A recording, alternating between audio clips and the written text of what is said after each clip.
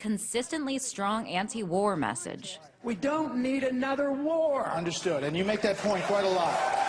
Is one that resonates with many U.S. troops today. I don't believe that we should be over in these other countries messing around. He wants to close the 900 overseas bases that we are funding at a very expensive and growingly more expensive rate there that is bankrupting this country. Well, hundreds of active duty troops, veterans, and their families are gathered here by the Washington Monument.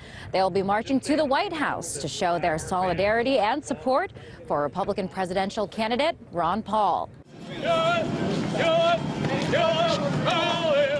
Often ignored. They deserve more than one mention on all the stations. Somebody went and added these all up. Thank you, so what's going on here? You're in this media business. How did Libertarian Ron Paul become the 13th floor in a hotel?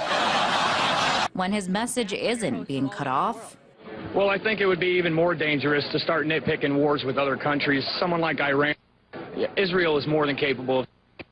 All right, we just lost our connection, unfortunately.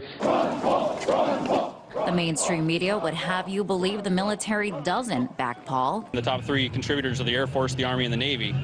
And, you know, compare that to somebody like Mitt Romney, whose top donations are like Goldman Sachs. In fact, Paul gets far more campaign donations from members of the military than any other presidential candidate. Ron Paul seems to be the only person that's representing us instead of the defense contractors and bankers. The danger is really us overreacting, and we need a strong national defense, and we need to only go to war with a declaration of war and just carelessly flouting it and starting these wars so often. President! Oh! Sick of fighting seemingly never-ending wars overseas, these soldiers are ready for radical change. And the only hope for that, they say, is getting Paul into the White House.